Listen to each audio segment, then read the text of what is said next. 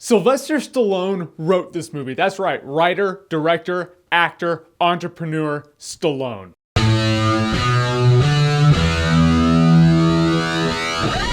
Homefront. So Homefront's the story of Jason Statham. He's a former DEA agent and he makes a big bust in the beginning of the movie. Now he's laying low in this really small ass town. But James Franco and his crew, they're cooking up a meth operation down there. So now Jason Statham's gonna have to go to work. It's not even work because he doesn't work for the DEA anymore. So he's gonna have to get the pleasure. Which automatically, you know, it's fight time. These assholes are stepping up to Jason Statham. At first he's like, well, don't do this. But then they keep pressing him and Statham just has to step back and he's like, you know, I was in the one with Jet Li. He was the one.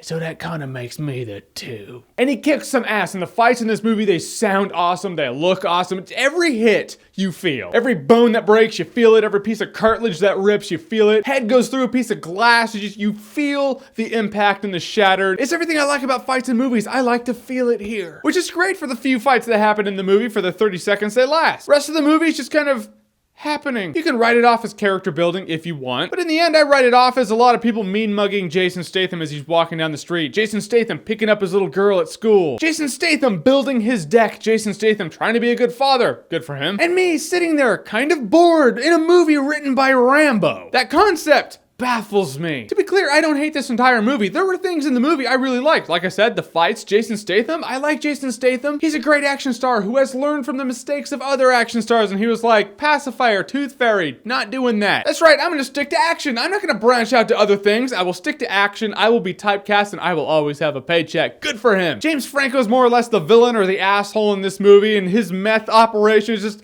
they're just a bunch of hillbilly dicks. There's nothing upper class about it. They're all just shitty in their little podunk town. Kate Bosworth's in the movie. This is what the movie did. It made me go, wow, she's a good actress. I never thought of Kate Bosworth as a good actress. I never really thought of Kate Bosworth at all. I saw her in this movie. She's raging out. She's cracked out. She's tweaking. I was like, you see, kids, this is what happens to you when you're in a movie like Superman Returns. Oh, holy shit.